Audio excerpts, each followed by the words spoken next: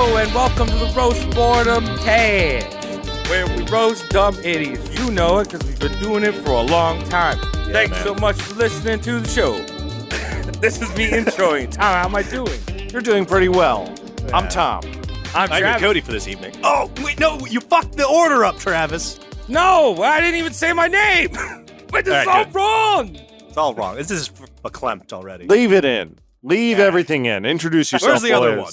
All right. I'm Travis, and that's Tom, and that's Cody. That Yeah. doesn't help either because you can't see us. Where's Right. the other one is the more important So question. Mike, cousin Mike, no show. He had to go to, he had a skateboarding emergency. And I know what you're thinking. Oh, did Mike fall downstairs when he was doing something for a Mountain Dew advertisement? No. He's just unpacking skateboards from the back of a truck. Oh, with the same amount of teeth? I thought yes. this was like a tooth emergency. Yeah, and believe it or not, with the same amount of enthusiasm. Wow. Well, does he have like a beeper? Like, is he on call? Like with the skateboard shop? Where they're like, Mike, you got to come into the warehouse right now and we need a forklift boy. Stat. Tony Hope Hawk you needs stayed a sober. million skateboards. Kind of. That's the image he painted. Me and him went out to the beach yesterday, and we both got color, it seemed impossible for him. He's just so pasty. But he got a little bit. He got some sand on him, so that was good. And he told me that he had to go to work tomorrow, and he couldn't be at the show. And I'm like,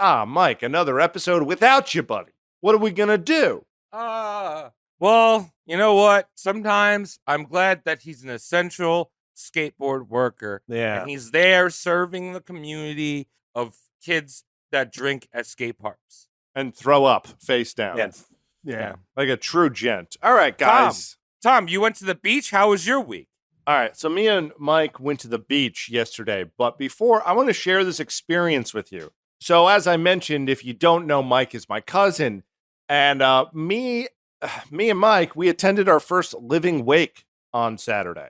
What? Very strange. So shout out to my Uncle Bill, real nice guy, great sense of humor, real dry sense of humor, funny dude.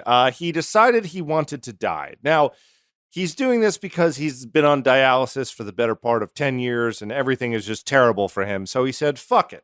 I'm not doing it anymore. So he had a big party that was a wake for a man who was still alive. And honestly, it was one of the nicest events I've ever been to regarding death. Really? What kind of a situation is this? Is it like, what was the dress code? Were there hors d'oeuvres? Just show up. That was it. Like, someone had a dress on. I was like, what are you doing? And everyone else was like, the kids were in the pool. His grandkids had no idea what was going on. It was very strange. I mean, it must have been sad still, right? But he's like there. He's sad, but he's also like, he's in bad health. The man, right. The doctor's like, look, we got to start chopping parts off of you if you want to keep sticking around. And he's like, no, thanks. So, yeah, they're like, he's going to skip dialysis and die of sepsis sometime next week. That's what happens. That's a little heavy. Yeah. I'm sorry for y'all losses. I'm sorry too, pre-loss. but it's the strangest thing in which I was able to, it's like, hey, the man is going to die. It's planned. Go say your last words to him. And you know what? He's ribbing. He's roasting. He's making fun of my dad, which is the best thing in the world. This guy always made good jokes about my dad. So shout out to Uncle Bill. Fantastic man. He'll be missed, but also probably the most humane thing I've ever seen when it came to an event like that. I'm digesting this and I like it. Yeah. You get to actually say goodbye to someone. That's cool. Yeah, me and him, we took a minute, we were like, there was a lot of people there, so you can't take too long. You can't hog it. His time is very precious. So I sat with him for about a minute and a half. We chatted a little bit, and, Was he asking people to take a number or something, like the deli counter? You just scooted over there, and then, it was weird because everyone's at the table laughing with him. Ha jokes, all this, and then everyone's turning away and crying. And it was like, oh my goodness, what a beautiful and odd thing. So that was my weekend. Mm-hmm. Guys, Cody, how was your weekend? I don't fucking know. I've been jet lagged. I've kind of not been conscious for the most part of this just because my body hates being on planes. It can when I'm actually on the plane, everything's great. Everything's Gucci. I'm sleeping, I'm eating tiny peanuts and tiny packages of pretzels, but as soon as I get off, I just hate my life. And I hate the sun, and I've been like sleeping nonstop. I almost did not wake up in time for this goddamn podcast. That's how like fucked up I am. What time is Cody. it by you? Right now it's 2:31. Wow. Cody, give us a crouton update. How many croutons you making? None. Okay. None. All right. Factory's I closed. think it's like it wasn't the plane. I think it was like the rumble strips of the road trip Well, that were like shaking sediment loose from my belly button. Because I think you could go to like one of those all-inclusive resorts in Hawaii, get yourself a job, just like shaking out croutons on people's Caesars. Like some kind of Parmesan stick or a pepper mill. Yeah. Say when. And you just wiggling your stomach. Oh, I thought you were like telling me to like wiggle other people's stomach to get the croutons out. I was like, oh, I'll strap them to the ceiling and then just like give them like an effleurage around the belly button and see what comes out. Then charge $1 billion. I'd pay good money to go to a restaurant that the entire ceiling was covered in monkey bars, and the waiters and waitresses shook out any condiments you needed, and they would deliver the plate like, long arm, and just wow, that would be fun. Wow, yeah, dude, we should open that Rainforest Cafe 2, Rainforest Cafe 2, Super Rainforest Cafe, extra rainforest. It's gonna actually look just like a bad scene at a fern gully where all the trees are chopped down, and that's where you're sitting, and it's just a net of waiters and waitresses going, here's your government subsidized forest destruction. Not to be a downer, but that would be fun. That would be, right? Different diseases though. Yeah. Instead of like the Legionnaires and leptospirosis, I don't know. Maybe new diseases. Just AIDS. Let's every disease, let's call it AIDS. Travis, how's your AIDS? New COVID. Dude, it is record-breaking heat here in Portland. You look uncomfortable. I'm very uncomfortable. Went up to, I got in my car the other day and it was 118 degrees, but damn. I think it actually was 113, 114, somewhere around there, which is very strange for Portland in the Pacific Northwest. That shit don't happen. Yeah, I'm freaking out about this, actually. What, is this climate related? Are you talking shit about Rainforest Cafe 2.0? Well, they closed a lot of the rainforest cafes, and this is what happens, This is what happens. You got to keep the forest going. Climate change is real. You need to keep those rainforest cafes open. Amen. Yeah. All right. So, yeah, I'm just hot. That's pretty much my week. I've been just very hot. Still doing the keto thing, so I'm sweating even more than I should. Those are meat and cheese sweats all over you. Yeah, you sweat a lot when you do keto, and on top of that, it's also like 114 degrees. Uh-huh. So I'm a greased boy. You do look like a sweaty hog right now. It looks like a healthy sweaty, though. You know what I mean? Nope. Yeah, I mean, keto, what is it? What are you eating? Bacon and sticks of butter? The kids smell good. Yeah, hamburger, cheese, no bread on it. Are you allowed to eat vegetables? Yeah, I can eat some vegetables. The trick is you can't eat vegetables that grow underground because those shit got carbs. Okay, so you can eat lechuga. What's lechuga? Lettuce. I eat lechuga. I could eat cebollos, not cebollos, cebollos. Onions. Cebolas. Onions grow underground, Travis. Yeah, what is that shit? Those ones are okay. That's the only one that's okay. Okay. Onions. Asparagus? I like asparagus. Can you? Yeah, I do asparagus. Brussels sprouts. My favorite. His sweat must be like toxic to anything else in the room. Travis is like disinfecting the room with his like man keto scent. All right, so what do you guys want to ask me? What's questions? How many pounds have you lost? About 15 pounds so far. There you go. All right. When did he do it? All right. So we're already at the end. The end of the show. Okay, Travis, who's on the chopper block tonight? There we go. That's the right thing. Tonight, I'm going to start this off with some epic here. Presidential Medal of Freedom. This is an honor bestowed upon the greatest Americans, to the likes of Martin Luther King, Buzz Aldrin, John Steinbeck, Bill Cosby. Not so much. And thanks to Donald Trump, we have professional windbag fearmonger, bigot, and the subject of today's show, Rush Hudson Limbaugh III. Ooh, that's a mouthful. Oh, he's here to tell you how it is. I'm scared. Politics. I'm taking my shirt off for this episode. You guys ready? You fucking ready? Tom, you're the conspiracy man on this show, so Am I? Am Yeah. I? yeah. All right. Yeah. Fine. So if you don't know who Rush Limbaugh is, you've probably heard some of his copycat political commentators, people like Tucker Carlson, Right. Sean Hannity, Good Bill boy. O'Reilly, and I hate this episode. Yes, even big man himself, Alex Jones. Yeah. Yeah, you know, Rush really did lead the way for some of the finest commentators of our time. Yeah, if you want to call him that. Rush is the man that created ultra politically radical talk radio show / TV show.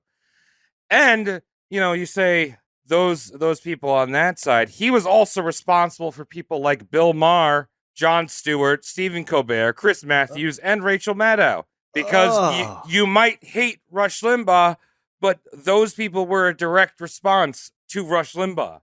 That list of names just gave me constipation.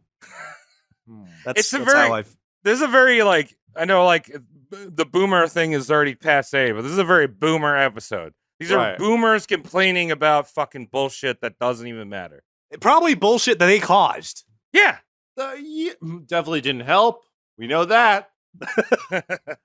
Because that's the definition. Now, personally, we don't like to talk about things personally on the show. We're very subjective. It's a very subjective show. Right. It always is. Yes, always is. My opinion always stays at the door, and I never preach. Yes, whenever I talk about my PP and say that it's very large, that's an objective position I'm taking. But that's not political, so you're allowed to go to objective. Well, my PP could enter politics. 2024? Yeah.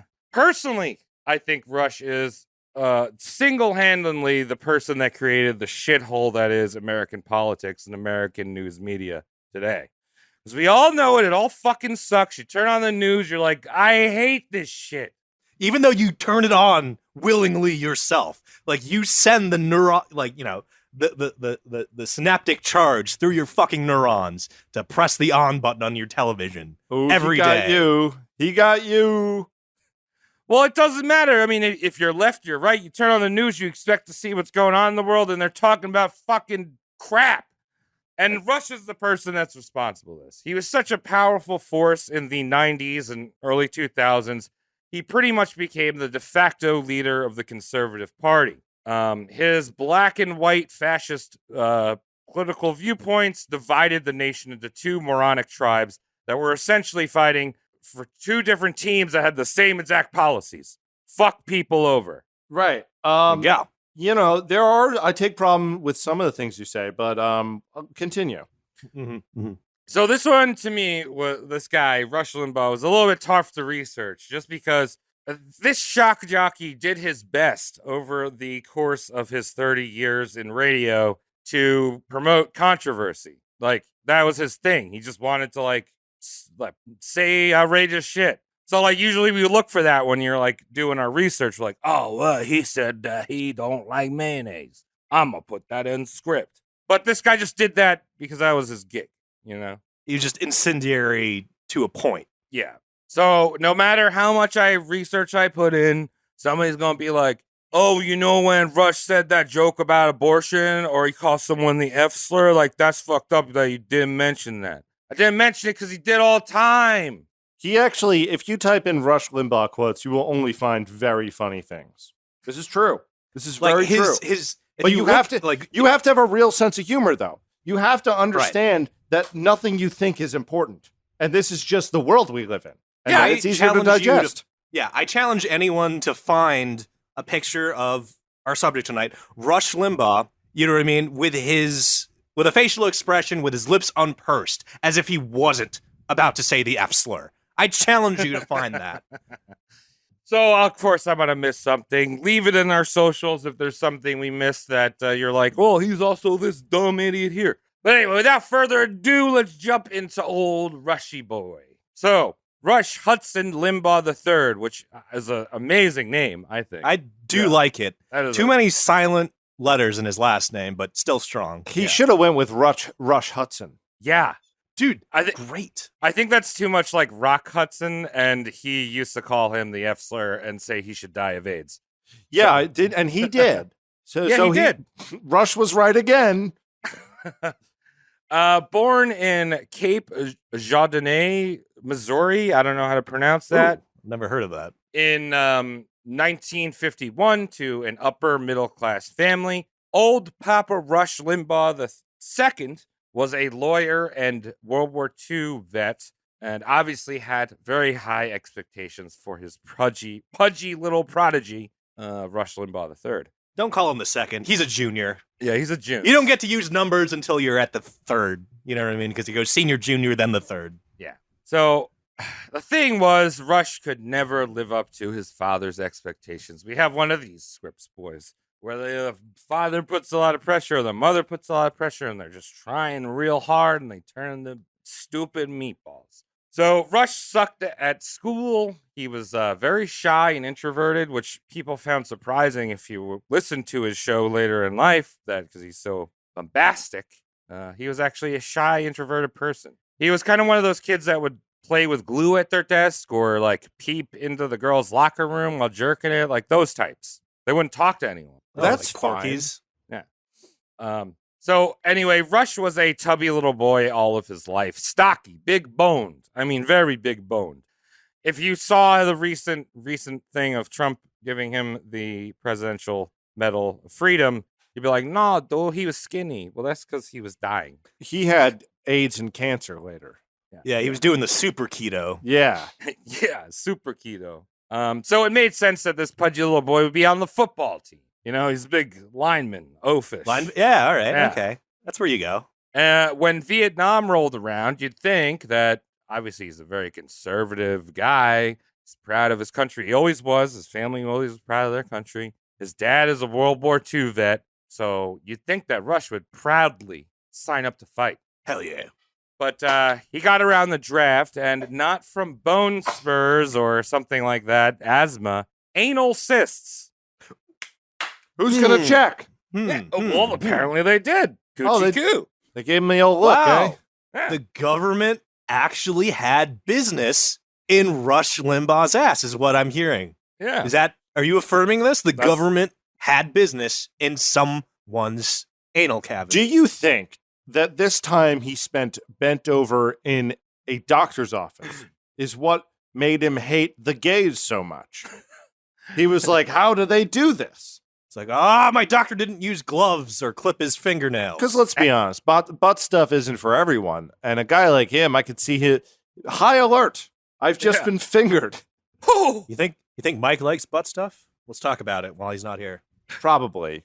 Anyway, Rush was pressured by his father to go to college, only to drop out after his first year. His father wanted him to be a lawyer. That's a lot of school. Anal cysts and pressure. Like, what a great way to start a roast mortem episode. Yeah, anal pressured. I was pressured by my lawyer into getting anal cysts. Yeah, whatever. You see, Rush had a dream. His dream was to become a radio disc jockey. What does that mean? A DJ. That stands for something, actually. Interesting. Yeah. I feel like people forget that. You're a little... I do. It's like if you work at McDonald's, you're a soda jerk. Yeah. Well, SJ. Warriors. Soda jerk warriors. Yeah. So since the age of 16, Rush was DJing for a local station. And when he dropped out of college, he moved to Pittsburgh to start his career as the disc jockey. It was easy back then. Yeah. Didn't you have something on the radio, Travis? The Soup and Sandwich Hour? Oh, yeah. I did the Travis Soup and Sandwich Hour at the SVA radio station. And they told me that it was being broadcast to like half the city. And I found out that it wasn't. And I was kind of just like, what am I'm just playing music to myself. Yeah, I when think... like, dude, don't worry, we're gonna fix it. Like, we think we might do like a web radio show. And I'm like, well, you didn't tell me it wasn't broadcasting anywhere. How many episodes did you do? How many hours did you sit there thinking that people were listening or would maybe have the option of listening? I think I had about 5 1-hour slots that I went to. And then they told me that, and I was like, well, I'm not coming back. Like, fuck you. Oh. Well, I've definitely wasted more than 5 of my hours, so it's not too bad. Yeah, but it's 5 more hours I had to spend in the city. before going home on the LIRR after a tired, hard day down in the mines at film school. Yeah, watching movies and other people talking about Tom Waits at you. That's what that is. Yeah, that's pretty much it. You nail on the head right there, Tom. Yeah. I think black and white is better because I'm also a retarded teenager. That's kind of like the things that would happen at schools. Yeah, but you're hearing I a 6-year-old man say that. Yeah. I love black and white radio. Black and white has depth, and I'm a 60-year-old retarded man. And you would take notes and be like, all right, Jean-Luc Godard. Very cool. So Rush never had an agenda, right? Like, he became this conservative, like, powerhouse, but his goal was to become a radio DJ, make enough money to sustain himself, and become famous as a DJ. Because, like, DJs back then, and, like, radio DJs, those were, like, that was really cool. Because that's the only way people listen to music. It was that or a vinyl record, you know? It's like you had a tax to pay back in the day. Yeah. Of listening to someone's opinions between tracks spinning. Well, even when he started out, he didn't do his opinions. He was just playing hits, you know? Reading off the back of the record sleeve. Yeah. Human jukebox. So in Pittsburgh, he took several DJ names because, you know, you can't be a DJ without a DJ name. Okay, you said DJ name. In my mind, I heard porn name that he couldn't get to work. That's what I'm... porn stage name that was rejected at one point for another. So now that you've lined that up, go ahead. Cody, okay, here we go. Bachelor Jeff Christie. I like that. Sounds like that suffers from ED. Here's another one. Rusty Sharp with an E. Rusty Sharp Bay. I heard Rusty Shard. Is he going to be Deadmau5 with common spelling? Deadmau5 5? Deathmau5. Deathmau5. And his last one, or what he became known as, is Mr. Bombast, which I think sounds very like reggae. Mr. Bombast. Just the next Sister Nancy release, y'all. The gays deserve hellfire, y'all. Could you imagine? Yeah, Could you imagine the fun things cannot. that would come out of his mouth? So, I mean, he must have sucked as a DJ because he got fired from 2 stations in Pittsburgh. Then he moved to Kansas City, where he quickly got fired again. And he ended up working a menial office job for the Kansas City Royals baseball team. Okay. So pretty much the standard DJ route. Yep. So Rush was there hating life, and then opportunity knocked. Okay. This is the Bing moment. This is when, like, everything comes together and he starts his career for real. So in 1984, KFBK AM Sacramento had recently fired their shock jockey, a guy named Morton Downey Jr. Not Nice. Robert, Morton. Wow. For saying a derogatory Chinaman joke. Wait, what year is this, and why did anyone care? 84. 84. What could he have said? Would you like to know the joke that this not Yes! Robert Downey Jr. said?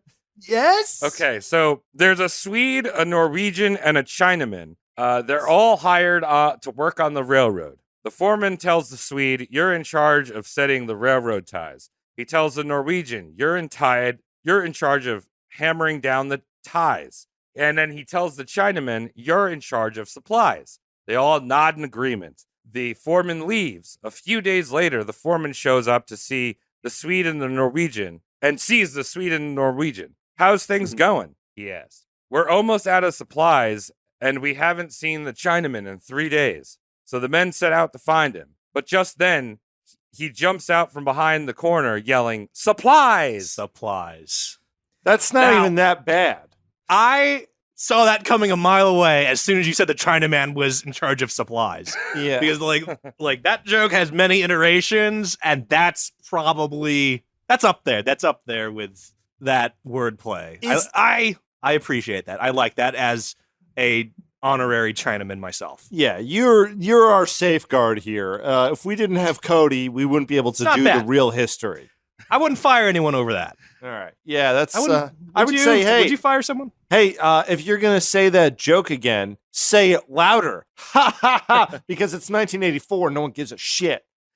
Yeah, well, this discount store, Iron Man, Morton Downey Jr., gets fired. And yeah, Aluminum Man. Yeah.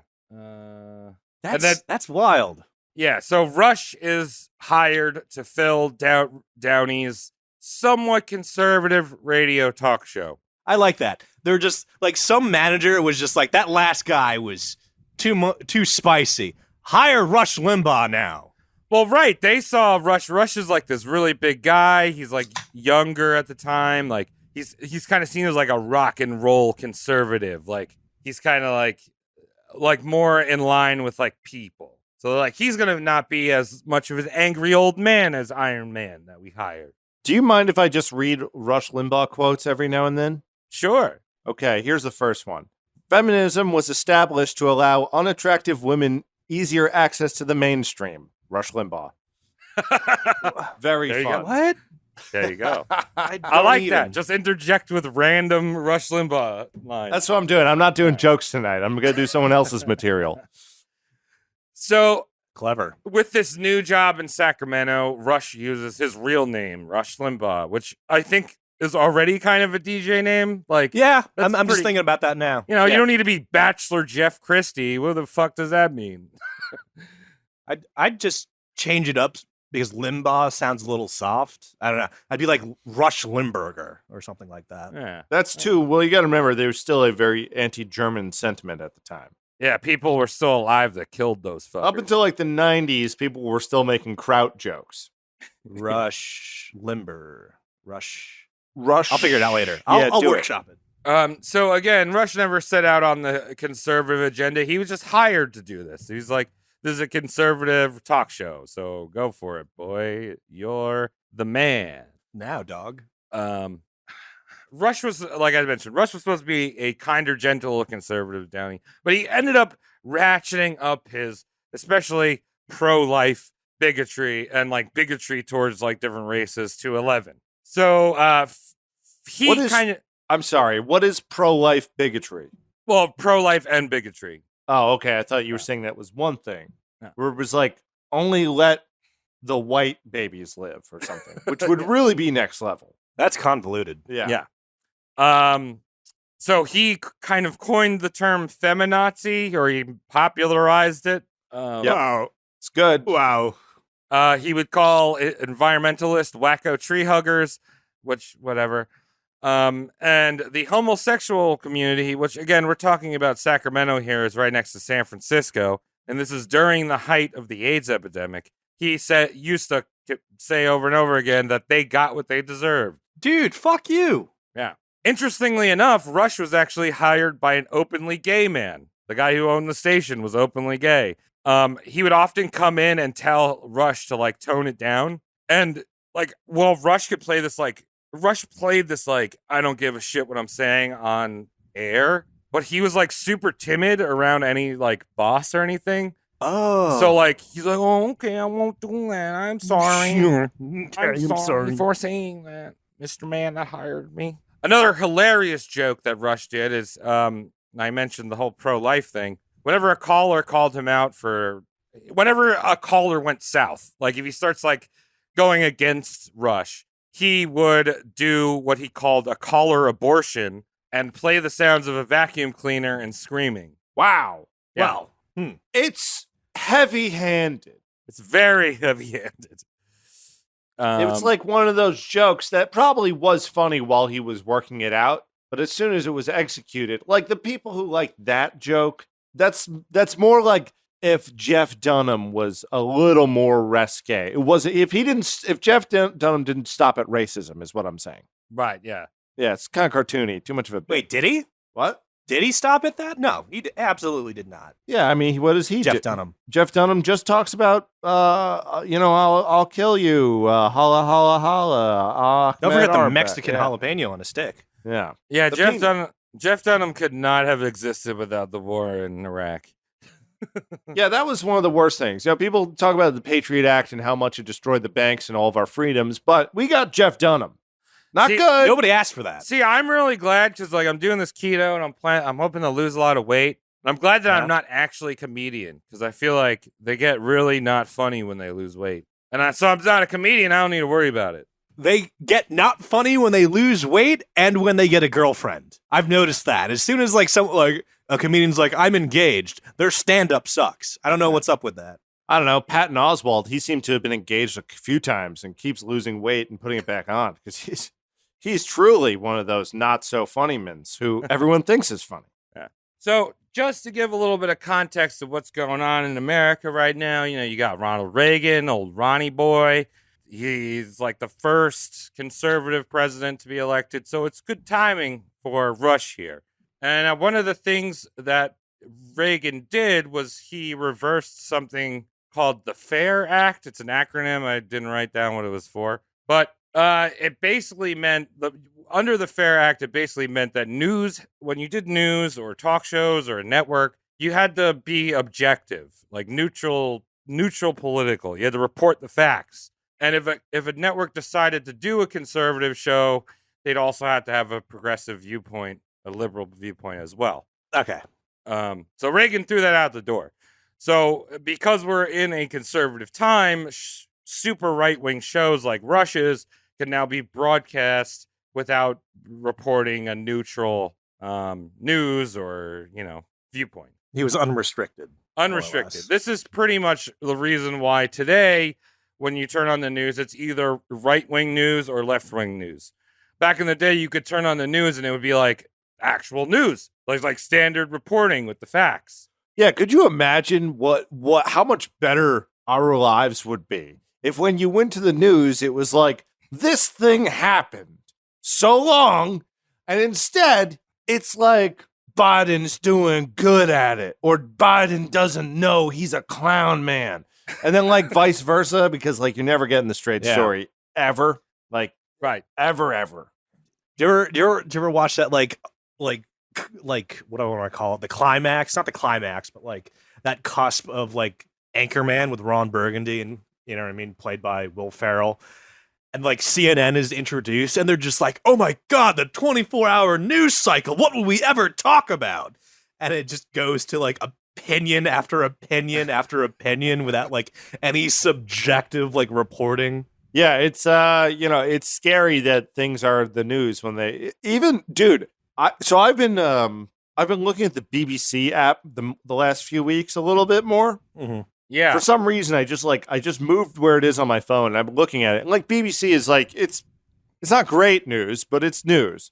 It is definitely worse because as I read down it, I think the first one I noticed that was very alarming was Lin-Manuel. The guy did Hamilton, right? Yeah. He had to apologize for not putting enough Afro-Latins in his new movie or something. And I'm like, oh, is that really news? And then like the next day was Billie Eilish has to apologize for this thing. It's just like, what is happening? Like, yeah, how is this totally news? totally not sponsored because I know that these guys do like content sponsoring, but there's a thing called like Grounded News where you just like click. It's an app and it shows you all of the different news reports and like where they hang politically. So you can just be like, oh, I want to see what the right's saying about this, or I want to see what the left's saying about this. Wow, hold on, I never heard about this. I need this. Yeah, it's Grounded News. You can pay us. I think the subscription's like $20 a year or something. That sounds good to me. All right, let's go. Mm-hmm, mm-hmm. So Rush is making waves in the political world, and Reagan's America, his time to shine. And after 4 years in Sacramento, Rush was offered to do a show in New York City, but this time it would be syndicated and distributed throughout the country. Well, hell yeah! Wow. So Rush didn't like the idea of moving to New York City. Too many damn liberals. Yeah, of course. Yeah, okay. But syndication can't turn that down, It's good stuff. So he packs his bags in 1988 and moves to Manhattan. Wow. So Rush had just divorced wife number 2. That's right. Rush went through 4 wives. And it seemed like it was very hard digging into his personal life, but from what I gathered from some people saying some of these interviews, it seems like his wives left him because he was too nice of a guy. Yeah, that's the problem. When you have a guy who's so nice and giving, it's like, maybe I don't deserve to be with this man. Maybe he's just trying to help society, and I'm just getting in the way because I'm just using all of his money. I don't know. Well, what it came off is that I don't even think that it was his political view that scared them away. It was more the fact that he was a completely different person when he was off radio. He was like shy. He was a recluse. Like, and they would be like, "I want to go out and have fun." He'd be like, "No." Could you imagine if like one of those Trump babies, if he married one of those like the hot Trump chicks, and when I say hot, I mean like burnt out, like. Yeah. Just like, yeah, we're at Limbaugh. Let's go golfing and crush some Bud Lights. And he's like, I want to put together a puzzle. And it's like, why are you talking like that? You're not hot anymore. You're just fat and weird. Yeah, so Rush is now all alone in Manhattan. He becomes a complete recluse, staying in his apartment and only leaving to go to the studio. In the end, I think Rush was pretty much, when he was on the microphone, he was always that shy, insecure fat kid. Okay. But now that he had syndication, he was in the spotlight. The Rush Limbaugh show was broadcast to millions of conservatives across America, and his drone-like fans, this isn't a derogatory thing, they called themselves Ditto Heads. I don't like that. Were they like Pokemon people? Yeah, they're like little Pokemon squishy boys. Hi, I'm purple. They called themselves Ditto Heads because they couldn't form an argument of their own. So whenever they heard Rush say something, they'd just be like, "Oh, ditto. Kill the gays." Wow. All right. That's dangerous. At least it's honest. Sorry, I fucked all this shit up. Okay. So during the 1992 election, Rush initially supported Pat Buchanan in the Republican primaries. But Bush Sr., going up for re-election here in 1992. He didn't go for re-election. He only got one term. When he got...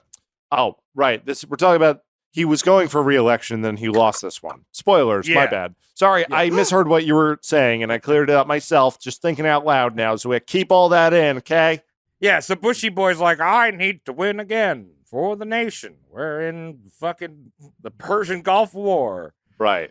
And the nation was just ready for, more of a fun-loving pedophile. That's really the angle that we wanted as a nation. And when I say we, I mean the collective back then. I was 4. Do you have any more festive pedophiles? Do you have a married pedophile? Perhaps one with a pedophile wife? So if you want to hear more about Bush Sr., we roasted him while he was still warm, pretty much. He died. You did that. Got a script out real quick. Yeah. But Bush knew that Rush's support meant millions of conservative votes. Rush blew up the second he was syndicated. Remember, everyone in the world could tune into Rush. He was on AM radio. A lot of people credited him with revitalizing AM radio. They thought it was going to die out. And then that one thing that no one was being asked to revive. It was like, we got this FM. It's better now. And he's like, not yet, bitch. So Bush flew Rush out to his estate and essentially bought out his endorsement. Now, we all know, Tom spoiled it, Bush lost his election, and we got Bill Clinton coming in. Right. Just staring down the line, looking at you, I have a respect for saxophones now. When Bill Clinton was doing his thing, I was like, oh, that's nerdy. But now, that is a sensual instrument to put anyone's lips on. It's funny, I never liked anyone's lips. Anyone's lips can go on a saxophone. Whichever lips, either. Yeah. Can I put my lips on it? I brought my own reed. Labia saxophone. I know Travis has an Iwi, but if there's some such thing as a labia saxophone, you let us know. Yeah. We could just Google it, like CNN. So Bush Sr. may have lost the 1992 election, but that was a win for Rush Limbaugh. Because, as he may have said, he wanted Bush to come into power. Rush feeded off of everything Clinton. If he didn't have Clinton, he never would have had his big career. Yep. Feeded, you say? Yeah. And of course, a lot of those jabs came around with Billy's wife, Hillary. Come on, great material here. First lady. Oh, First Lady. Wow, she was the First Lady in the Boy Scouts, too, if I recall right. I mean, he was just constantly, he was making fun of Chelsea Clinton. There was like I I don't know if you saw that quote thing where they showed a picture of like the White House dog, and then they showed like a picture of Hillary Clinton, or not Hillary, Chelsea Clinton. Right. Yeah, real slap your knee type of stuff. I think there's Super like a hilarious. huge backlash. I think there was like, don't quote me on this, but I think there was a huge backlash on that because like suddenly after that, like Chelsea Clinton became like a verboten thing to talk about.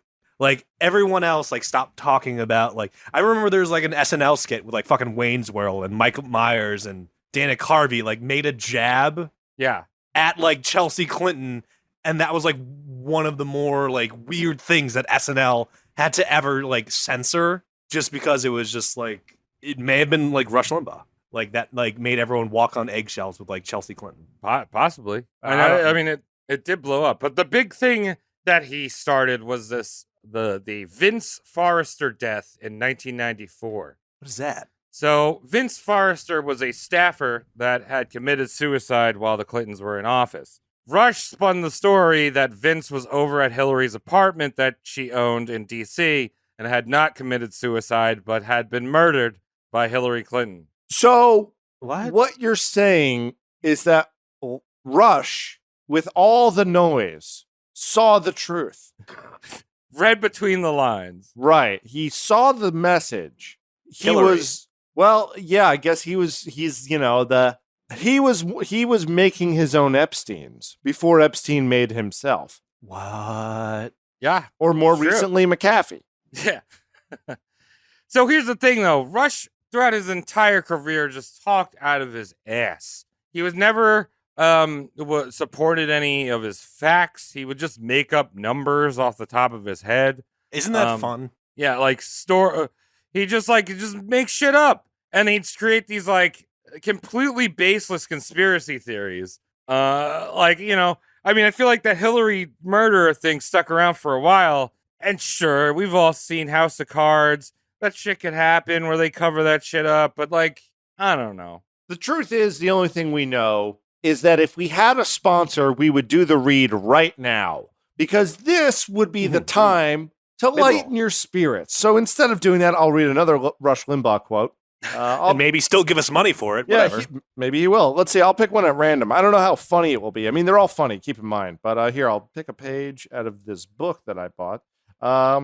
Look, 85% of Democrats think the economy's fine. What does that tell you about these people? Now, I don't know. I don't know the context of that. So I'm going to read another one. Weird. Here's a better one. I tell you, Bono may have a point. South Africa needs a Walmart. That's fun. Rush Limbaugh. Bono, visionary. It's fun. Yeah. So his station was actually investigated by an independent fact checker group. They took like it was like hundreds of fucking things that he said. They found that 95% of everything Rush said was false or distorted. Now, That's up there. Now, Rush had a chance to rebut those claims, and he didn't rebut them. Yeah, but he didn't really he was very defensive about it, and he would he'd in a few cases he would point to articles that he had taken these facts from, and you can just click on the article and you're like, that's not what it says. Okay. Like fake bibliography shit. Show your work, kids. Yeah, he just was like, here you go. So the thing that I can't stand about one of the things I can't stand about politics, super cringe. And now it happens on I feel like it happens a little bit more on the right, but it definitely also happens on the left, is when these politicians and people that push politics come out and say, we're just one of the regular old hardworking guys out there. We're like one of you, just a good old boy. Joe Plumbers. Right. I mean, this has been going on for an eternity. Like, the idea is to always sell yourself as a self-made man or woman to become, but it's like, no, it rarely is. I mean, we talked about this heavily with the John Tyler episode with him, him and Harrison both going on campaigns being like, we were born in trailers, but it's like, yeah, trailers the size of Walmart. Yeah. So that was something that Rush, I mean, its existence is a dawn of time, but I think today you have to do that. Like that is just even Biden did it. Trump does it. Trump likes to say, I'm just like one, he said, like, I'm just like one of you guys. Like, no, you're not. Biden does the same thing. Biden's like, yeah, my dad was a fucking postmaster in Scranton. Like, shut up. You've been in politics for fucking 30 years sucking dick. It's actually funny, too, because within Joe Biden's, like, longer-standing political career, he's said way more racist shit than Trump ever did, but we seem to forget that. Yeah. So, but this was something that Rush championed, and it became a cornerstone of specifically conservatives. So Rush coined the term Democrat elites. He was like, they're not like us. Regular folk don't want health care. They're all elites. All of them come from, like, old money. Even though a lot of Republican, like George Bush, came from fucking old money. If you're in politics, chances are you come from old money. Yeah. And if you come from a lot of money, chances are you're a Democrat or a Republican. So how does that work? Yeah. You got them on both sides. What do you want? Yeah, the thing about Rush, though, in the early 90s, Rush was far from regular. His wealth was something around $85 million. He was the second highest. Back when that would buy you a house.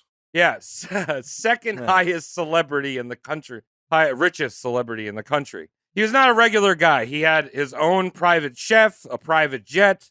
The guy didn't even fucking wipe his ass. Who was the richest? I don't know. I didn't get Michael that. Jackson? But yeah, I was thinking Michael Jackson.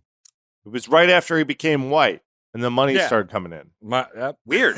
That's how it works. It's true. It's true. You're all being oppressed. So, this, like I said, this tactic would become a cornerstone of the conservatives that you see. I mean, you see, like you said, Trump did it. Fucking, they all do it. They all pretend that they don't have any money and they're just like you and me.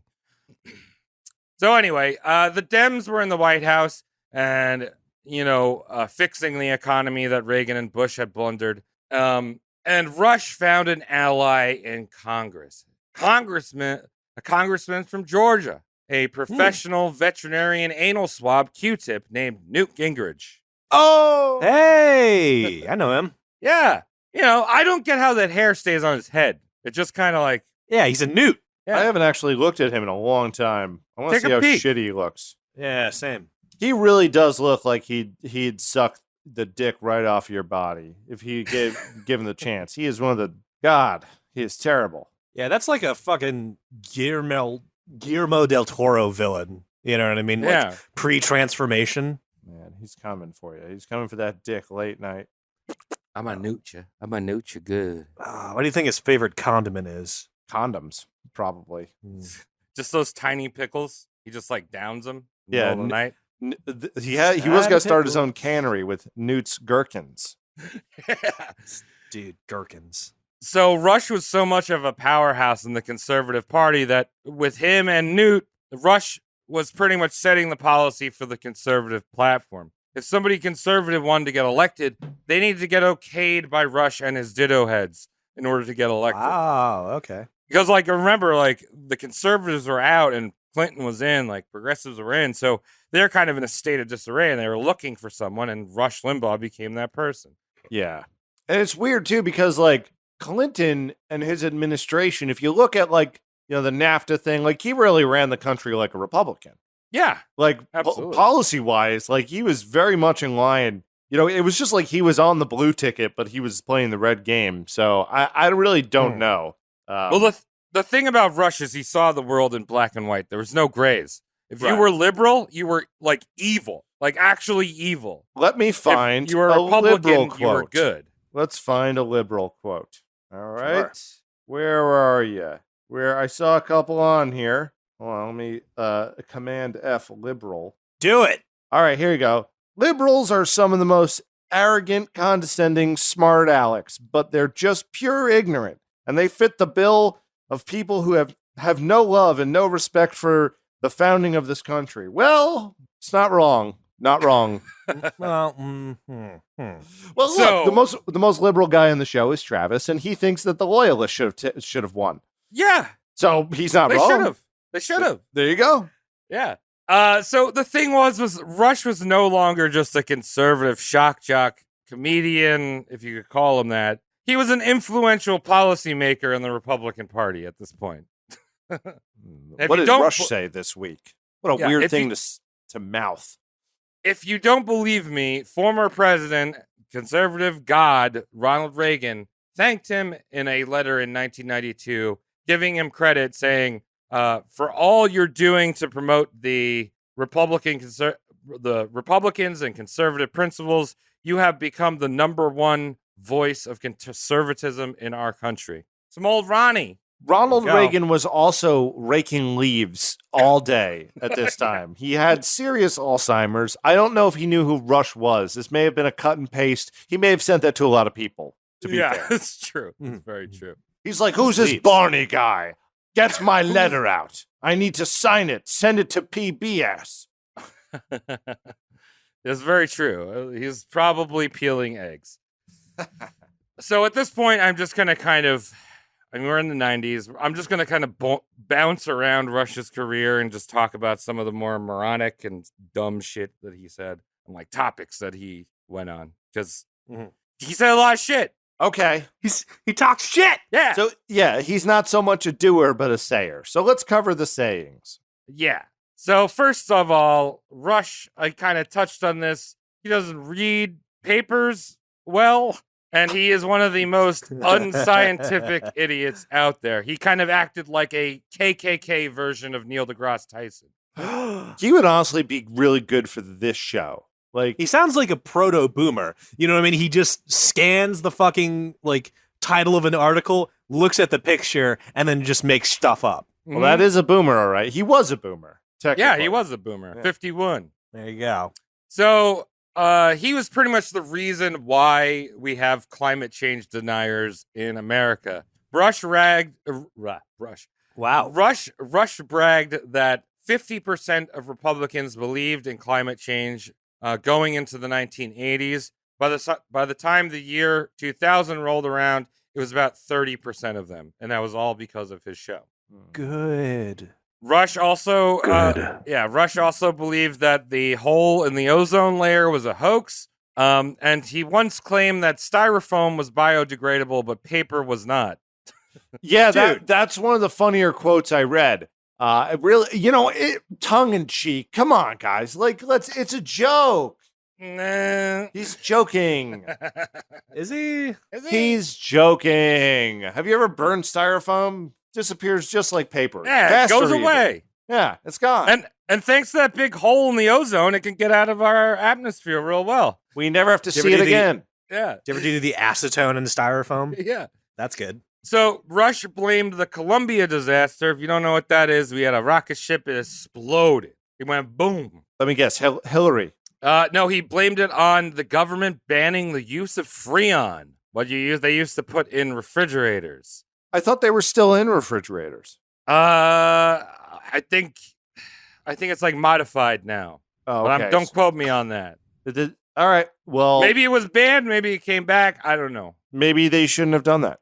Continue. So he said because the scientists were not allowed to add Freon, the propulsion, the shit exploded, and he called environmentalists terrorists for that. Now, in actuality, perfect sense. Now, in actuality, NASA had an exemption from using Freon. So there was Freon in their propulsion system. And when post-disaster reports came out about what had happened, the system that was using Freon was one of the reasons why it exploded. Not because Freon's dangerous, but it just so happened that, Rush, Freon. Coincidentally. Look, yeah. I don't understand why people are going to space anyway. I am glad that the rich people are all buying tickets to get on these death machines and blow up. Because I think it's going to change the climate for better. And I'm not talking about the environment. I'm talking about the climate and our relationship with money. I just hope the rich people all don't go aboard Mars Shuttle 1 and then just find gold veins on Mars. That would just that would burn my soul out of my body. That's fine. Well, if you they can't find Bitcoin up there, so it's fine if they do for me. Did you see the petition to just keep Jeff Bezos up in space? It's at 125,000. Leave him. Hey, let's get in more. Can we pull the plug? Him and his brother. I bet you they're going to go up there to make out for an hour and then come back down because they're not going up long. It's just like a little bungee jump up there, right? Woo! No one can see us up here, Jeff. Let's touch each other's tips. I've been waiting for such a long time. Millions of packages have been sent out. 2 days. 2 days shipping from my crotch to yours. Now I'm My about to goodness. give you the real package. Wow. All right, So- so that's probably That going to got a little happen. And let's sexual. That got a continue. A little too sexual. Yeah. On the show. I don't think Rush would have liked that. No. So Rush would tell his listeners, do not read anything written by a scientist who tells you that there is man-made global warming, and demand in writing that your schools cease and desist from advancing the agenda of environmentalist wackos. Get it out of the textbooks. Wow. So Denier. I'm doing a Rush right now, but I remember seeing something that was like 95% of scientists believe that global warming's man-made. Yeah, I mean, I'm not a scientist, and I personally don't care that much. So, sure. He even went so far as to have scientists, to promote scientists being executed for teaching global warming. So this is what he said: make sure that every scientist in the country that's been involved in this global warming be named, fired, drawn, and quartered. It's a little extreme for what's going on, but okay, Rush. Now, being an ultra hardcore conservative, you can imagine Rush was a hardliner against drug use. Remember, Reagan started the winners don't use drugs. Oh, Right. No. Just say no. It's easy. That's what Nancy Reagan was all about. She wasn't just like, it was going to be longer. Initially, it came down to just say no. But it used to be, just say no, you stupid idiot. Eat my money. Yeah, so all drugs in his book were bad. Their users were low-life degenerates. And, he said that people who were violating the law and doing drugs, they ought to be accused, they ought to be convicted, and they ought to be sent up. Now, wow. The funny thing is, in 2003, Rush Limbaugh's housekeeper came out and told the world that Rush was a painkiller addict. Hardcore. So, wow. Any I hear they're good. Or? I hear they're real good. So Rush had been popping oxys, hydrocodone, and Xanax for years. He was actually purchasing 2,000 pills a month. And one year he purchased 30,000 pills of various 200 pills a month is what you just said? Yep. How do you... He's having 7 of those a day? Yeah. It's good to have money, I'll say that. Yeah, It allows that flexibility that we all dream about. So in 2006, he was actually arrested for doctor shopping, which is going from doctor to doctor, getting prescriptions from each one of them. And the idiot was having them file all the prescriptions at the same pharmacy. Oh, No, that's not how you do that. well, Yeah. see, here is a problem with the hardcore conservative who's driven on the law and talking about, this law, that law, follow the law, because he's all about like, if you commit crime, you should go to jail forever. Yeah. So technically, there's nothing illegal about going to a pharmacy and getting a prescription filled. So why not do it 46 times Yeah. in a week? Well, Rush was booked. He was arrested. The cops who arrested him, they must have been fans because they didn't do the fucking mugshot, which would have been fucking gorgeous. They didn't? They didn't. He got away with not having a mugshot. They only do that with criminals and Justin Timberlake. Yeah. And of course, when this whole came out, it wasn't just doctor shopping. He had about 10 different felonies to his name. But Rush got out on just the doctor shopping in court and got out with a drug rehab plea. So he never did any time. He just had to go to rehab. How long was his show off the air, though? No. I think it was like 2 months or something, or like 2 weeks. Wow. Poor guy. So Rush did so many painkillers that it actually caused him to go deaf. Which is hearing shit is pain. Well, apparently, if you take too many painkillers, you can lose your hearing. Now he would deny the claim that painkillers lost his hearing, stating that he had a genetic disease called AIED, which is like the hairs in your ears, like that pick up sound, go dead or something. I've heard of that. Also, there's a lot easier. He used to wear headphones all day, every day. Well, that's true. He could have just said that. Yeah, but one of the triggers of AIED can be excessive painkiller use. So if the guy's taking 2,000 pills in a month, 2,000. Yeah. Did I say 200? 2,000 or 200? 2,000. 2,000. So 70 That's pills a day. stupid. Yeah, 2,000. Sorry. That's super stupid. That's just a breakfast cereal bowl of just Percocets every goddamn day. Yeah. You know what? Those guys with weed, send them up. Fuck them. Send them up. Send them up. It's breakfast time, bitch. I do 2% with my Oxycontins. No. Yeah, Send them up. He's doing more Xanax than a SoundCloud rapper. Damn. Than Little Xan, more Peep like or whatever. fat ass Yeah. Rush. Xan. Yeah, little Rush. Lil Rush. Yeah. He's fun. So Rush actually did the show while he was deaf.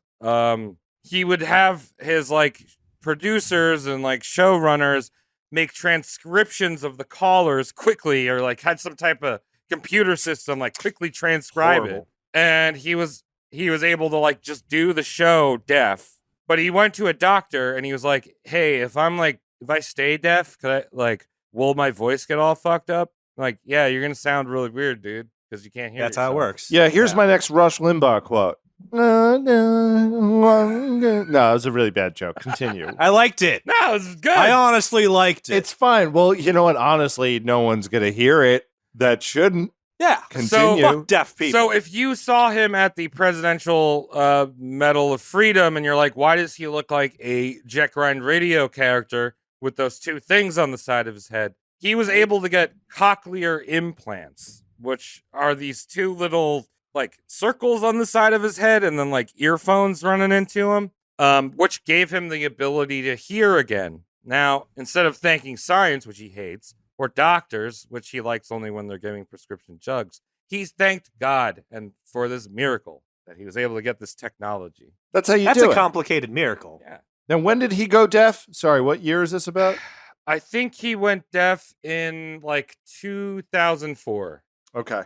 And then he had one cochlear implant on like one side of the head, and then they added the second one, so he's like straight up like DJ Cyborg. It's excellent.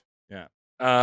So speaking of actual diseases that you don't get from taking too many painkillers, in 2006, Rush made fun of Michael J. Fox for his Parkinson's. Oh. That's a real. Why are you going to to do that? Right? Okay, Don't hold do on a second. What was the joke?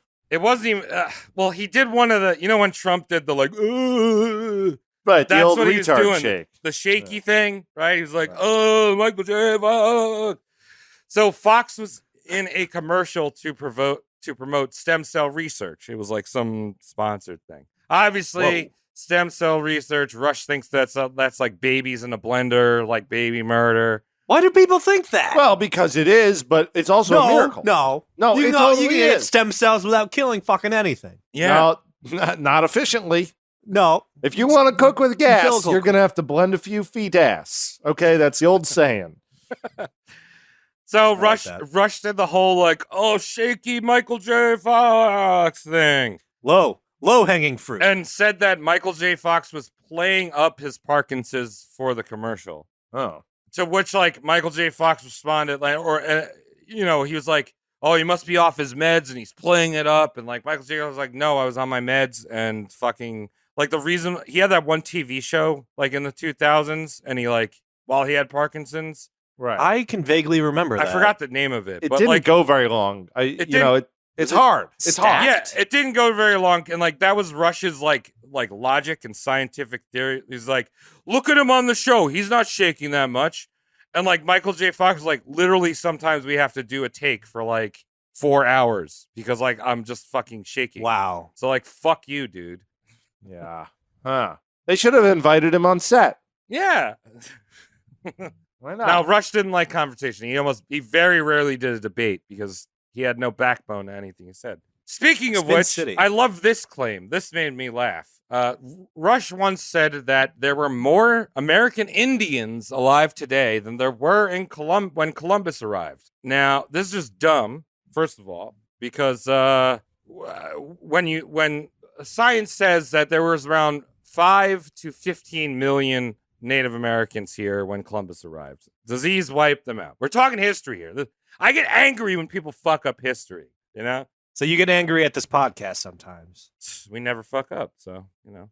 True, we have a pretty solid record. Yeah. By the 19th century, those numbers of Native Americans fell to 250,000 Native Americans. And by the time that he issued this statement, it had risen to about 2 million because people have babies. So how are you going to say that?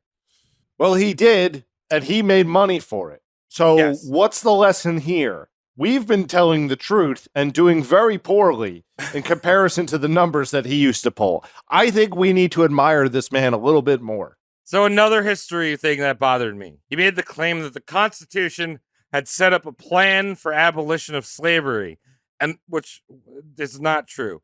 But he also said that the U.S. was the first country to free slaves, followed by Britain.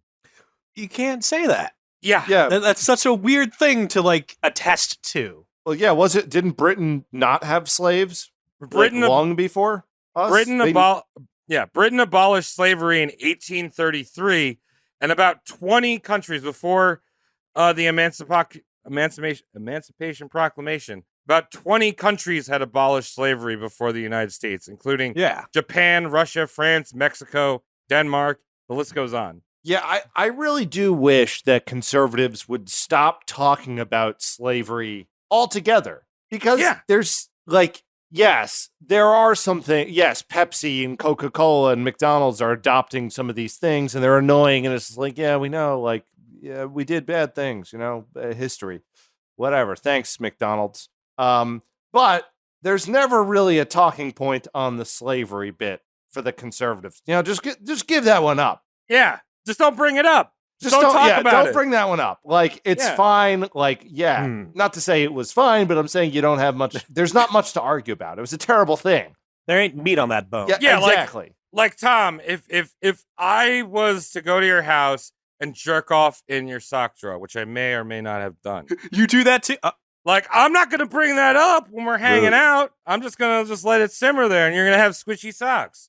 Well, here's the problem. So if you did that to my sock drawer, and then my grandkid is fighting with your grandkid, like, your grandkid didn't do that. Yeah. You know? Yeah. Like, you did that. The grandkid never did it. Yeah. Just so, like, I don't know. Like, you could just Don't do bring it that. up. Did Shrug, Travis's shit sucks. Did Travis's grandchild somehow benefit from coming a tidal wave into your sock drawer? That's a is the great way of question phrasing it. We should move on, though, because that seems to be something we can unpack for a while. Oh, yeah. For 8 episodes. Yeah. So we saw during the Bush era with Rush that he flip-flopped on his hawkish views a bunch. During the whole Kosovo thing, during Clinton, he would say, bring the troops home. Why are we getting involved in other countries? Blah, blah, blah, blah, blah. And then when Bush moved into Iraq and Afghanistan, he was Get in there, boys. Get in there, boys. Put your nose in that pussy. We need to spread democracy. Yeah. But the whole Bush era, he was just saying his bullshit. There's a whole, we kind of covered some of that when I was just talking about the overview of what he said. But let's get into the real meat and potatoes here. Let's talk about Obama. This is I when heard mean potatoes. Yeah, this is the time to shine, you know, because 8 years of Bush, right? Yeah. There's no money to be made. And No. what a way to shine other than Prism. Haha, joke. I see. Yeah, so I mean, he shined during Clinton, and now we got Obama. And let me tell you, Obama's got another thing going against him in his book because guess what? Obama's black. I couldn't tell. What? Well, that's what Rush would say. He's always used the excuse that he'd say, I'm colorblind. But then he'd go on to talk about how question Obama's blackness and talk about how he hates white people. Well, think about it. When you're colorblind, like I'm colorblind, and sometimes I go, I don't know, that orange looks kind of green. Right. And he's just doing that, looking at pictures of Obama going to bed at night, like a little wallet-sized photo. He's just looking at it like, I don't know, he doesn't look black to me. He's actually colorblind, and I feel bad for him. He's like literally sitting up all night next to like a candle. He's like, is he Greek? I can't tell.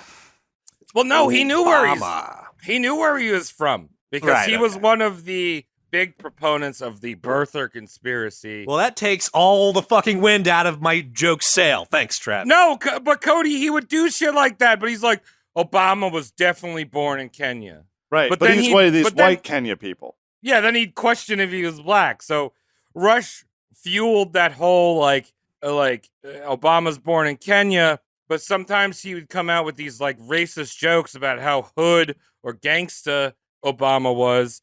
And then other times he'd be like, when it worked for me, he'd be like, Obama's not even black. He's half white. Right. You know? But this is like, guys like Eminem gave him that ammo where he was able to like culturally go, look how hood he is. Spaghetti. Right. Yeah.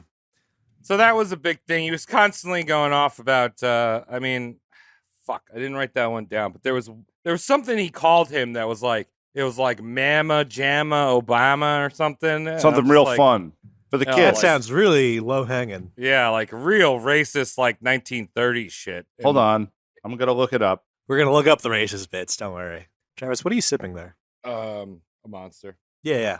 But elaborate. Red ass monster. So there was, this was a fun one. I remember this one. Do you? Yeah, this was Barack Hussein Kardashian. Oh, okay. Oh, yeah. They also thought he was a Muslim, too. Yeah. Of course. Personal aside, like when this was unfurling, I was in college, and every time somebody asked me, like, it's just like, oh, like team building, like ask your friend where he was born. I'd be like, Hawaii. And they'd call me Secret Muslim with a K in secret. Like that was my nickname for some reason, just like Secret Muslim. I'm like, no, I'm literally born from Hawaii. Fuck you. Amazing. That's fun. Let's see. What is this? What is the, I'm reading on the Boston Globe right now, a very upsetting opinion piece, which is Rush Limbaugh wasn't funny or entertaining. He was racist. Well, that's... What? Well, why are those mutually exclusive? Yeah, right? Why cannot he be a bit of funny, a bit of entertaining, and a touch of racist? That's it. Inclusivity here at Roast Mortem Cast. We turn no one away. As someone who's offended at almost offended at everything, I wouldn't say it's impossible. That's all I'm saying. Did you find the thing, Tom? Or? No, I got sucked away. I was looking at his earpiece. Hold on. It's very hard. I told you, this is hard research. You fall into rabbit holes, and you just... It's all rabbit holes. No, I can't find his nickname. Hold on. I'm surprised I'm even allowed to Google this stuff. Yeah, it's weird. I feel like I'm going to be on lists or something. Yeah. Mm-hmm. I'm also Googling. I don't know. Yeah, I can't really find it. I did find a tweet by a guy named Mehdi Hassan.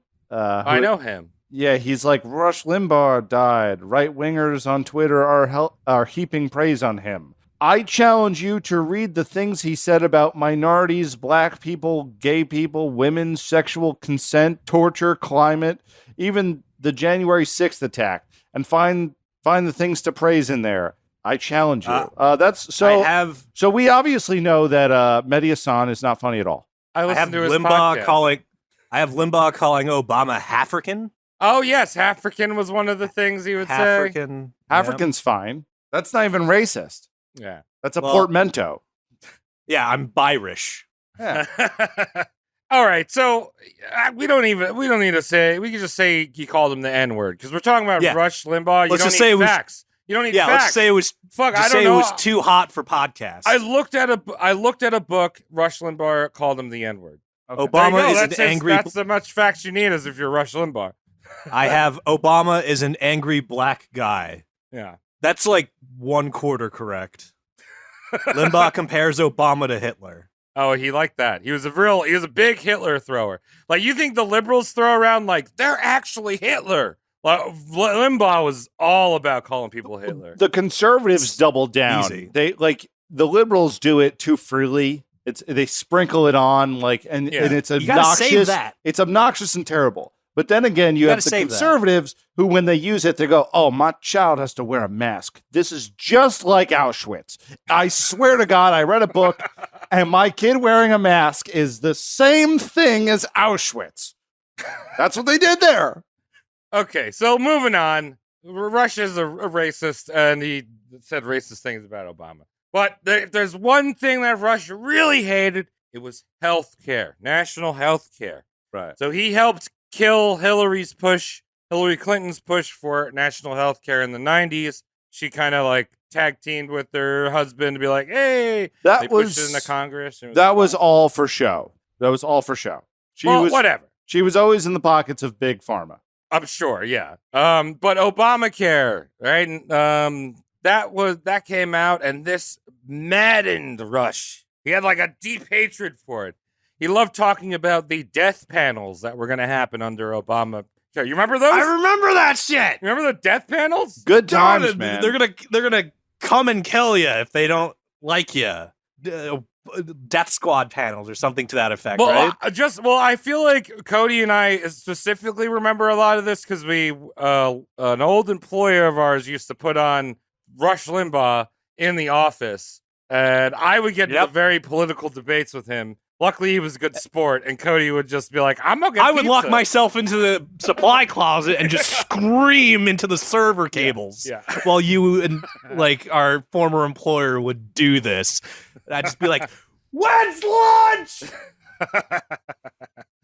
But anyway, you remember all those death panels under Obamacare? Whoa, Yes. boy! You know, the only death panel I can think of is the panel on the show Wait, Don't Tell Me. Because those people are fucking dead from the neck up.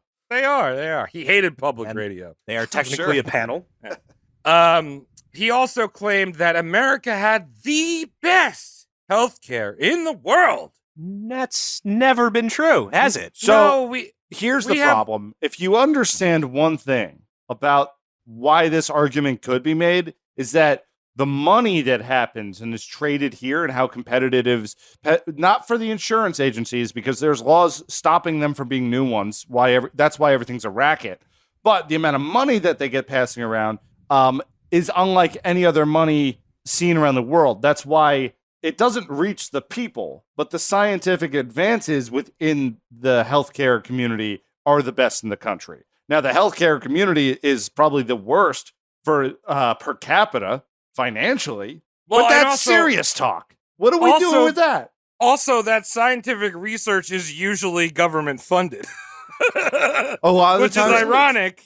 Yeah, no, a lot of times it is. But also the government's printing out. It's very complicated, and to be staunchly on one side of the fence is like you don't have the whole picture. Well, right. So just to simplify it, the WHO, not David Tennant, Doctors Who that we left. Thanks, fucking Trump. They have consistently rated the U.S. healthcare around the high 30s. From like 1 to 30. So we are below about 30 or so countries on healthcare. And also, the U.S. has the highest infant mortality rate in the industrialized world, which is great. That's really sad. Yep. Do you think it's all the cables and Walmart brand drinking water? Yeah, probably. Do you think that has something to do with it? I don't know. I'm not a baby expert. I'm an expert in several things, not babies. So for babies, no. For Rush, no abortions. Just kill them when they come out of the hospital. That's one way to look at it. Yeah. That's complicated. Now, before we get into the biggest accolade of his lifetime, let's talk about another award that Rush received. This award was from CPAC, which is the Conservative Political Action Conference. A conference. I thought you were going to say Nickelodeon Kids' Choice Awards, but that's fine too. Him with his like ear headphones and like, hey kids. Yeah, and he gets like slimed and it short circuits and kills him. My favorite like movie is Snow Day. Is that with Cuba Gooding Jr.? So no, it was a Nickelodeon. I don't remember who was in it, but I remember the commercials were wild back then. So the CPAC is heavily supported by the Heritage Foundation, something that Rush donated to, and a very terrible organization. If you want to learn more about that, you can listen to our Coors episode, because one of the Coors brothers started the Heritage Foundation. But CPAC gave Rush a made-up award called the Defender of the Constitution. Why not? I love when, like, we need to hand out more fake awards, you know? Like, As far as I can tell, every award is fake. it's true. Unless you're winning like a competition. Outside like of that, a cash prize or like, title. Yeah, like every award show for celebrities, that's all fake. They're just people making up, you're the best one at this. And usually kind of like, it's not even close. It's kind of like everyone handing out like honorary doctorates. It's like, hey, you did it. Yeah. Like any artist who's in the mainstream who's received an award, they should be shot to discourage falsehoods of sorts. Yeah. I'm making this up as I go, and I feel like I want to start a cult. You have received an award, Tom. What? Let's put him out of You have misery. received an award. How many times how many bullets can we put into Ringo Starr for holding a beat? Okay? Okay, so remember this. Defender of the Constitution. So right after he was given the award, Rush took the stage and he said the following. We believe that the preamble of the Constitution contains an unalienable truth that we are all endowed by our Creator with certain unalienable rights, amongst them life, liberty, freedom, and the pursuit of happiness. They're like, oh, that's nice. That's not the preamble of the Constitution. That's the Declaration of Independence. I smelled a weirdness, but there it is. And like, he also what is the preamble? He say? also randomly added freedom in there. It's life, liberty, and the pursuit of happiness. They do rules of 3 when they're writing important things like that. Yeah. Can you skip to the end? Did he have AIDS? Well, ask me the question. I'm right there. Oh, we are there? Okay. Yeah. Well, all right. Travis, how did Rush Limbaugh die of AIDS? So Rush announced on his show that he had terminal lung cancer. Now, Rush was a heavy smoker. He had quit cigarettes, but kept up his cigar smoking.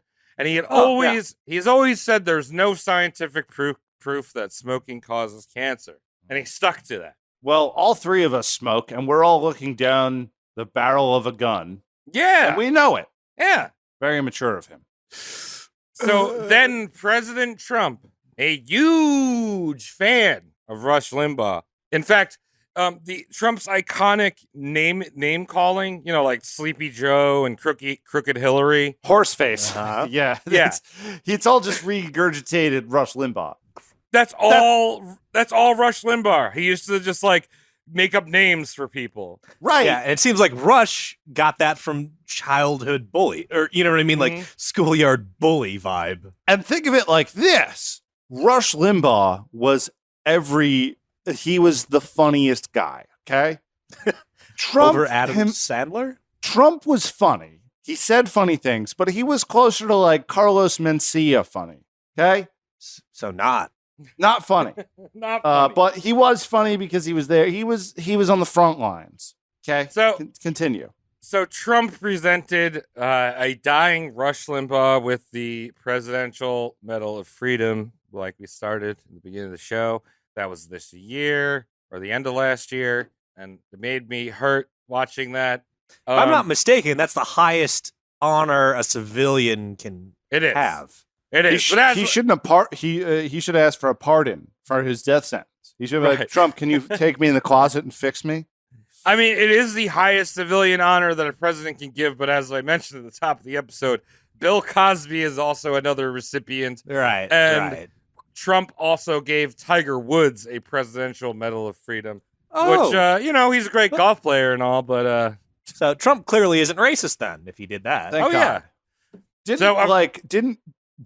Didn't Tiger Woods used to practice teeing off on his ex-wife? Wasn't that a thing? Yeah. And driving drunk. Good pun. Yeah. Nothing wrong with that. 9 driving. 9 iron driving. 9 iron driving drunk. Wow. This is real touchy. This is going to go over well with our listeners. So, golf puns. So a few months later, on February 17th, 2021, Rush succumbed to his lung cancer. Fresh boy. Thus, they probably rushed him to the hospital. Oh! Can you imagine dying from like a pulmonary embolism and your EMT is like making this joke while he's like checking your pupils with his pen light? Like, well, we better rush you to the hospital. And you're just like coughing up tar. And then one guy who gets booed out of the room for trying to make a Limbaugh play on words. Like, it's like, nah, dude. Put some bomb on that limb. The Limbaugh bomb. And then he gets that's what happens. He gets kicked off the face of the planet. I'm just seeing them like leave the ambulance door open and he slides out on the stretcher. Yeah. Could you imagine Rush Limbaugh's dead body going down Park Avenue to the sound of Peter and the Wolf? Just It's a sick ass ramp and gets super air. Kickflip, perfect balance, unloads Mike's entire load for fun. Yeah. For free, too. Well, that's actually where Mike is. They haven't buried him yet. They're just putting him on a whole bunch of skateboards and sending him out into the ocean. Yeah.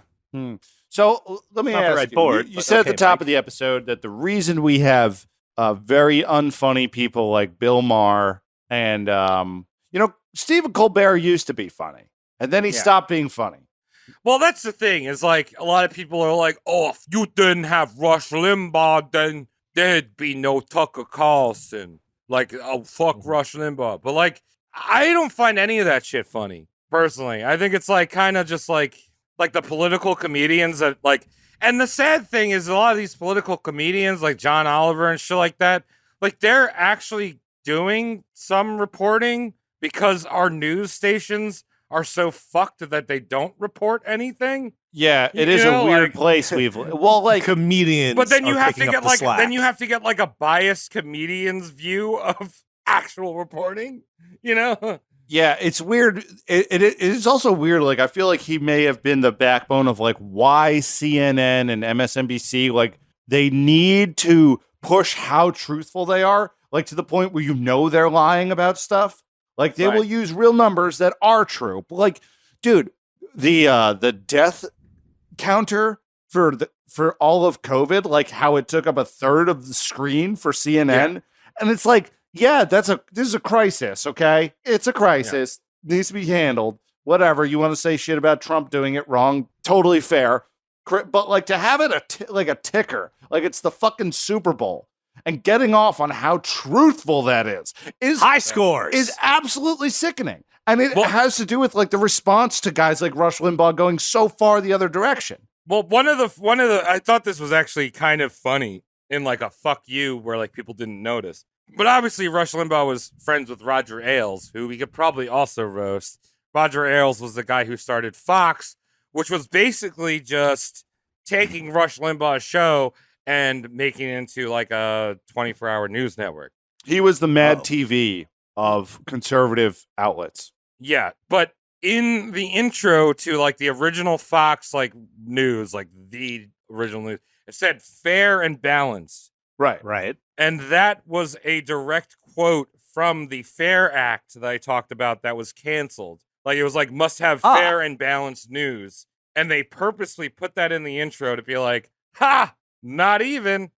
Wow. That's fun. Look, this has been a great episode. Maybe some people weren't into the political end of it. I am honestly kind of sick of politics, but I'm guilty of feeding into it when it's around me. I don't know. I'm human. Dude, I'm just saying I don't like any of these people, like, that do the right, like, fuck Rachel Maddow, like, fuck Bill Maher. You know what I mean? Like, I don't care either way, you know? Like, to me, it's not even so much politics. Obviously, you know, I'm left leaning, but, like, I don't give a shit. It's just annoying. I just want the news. God damn it.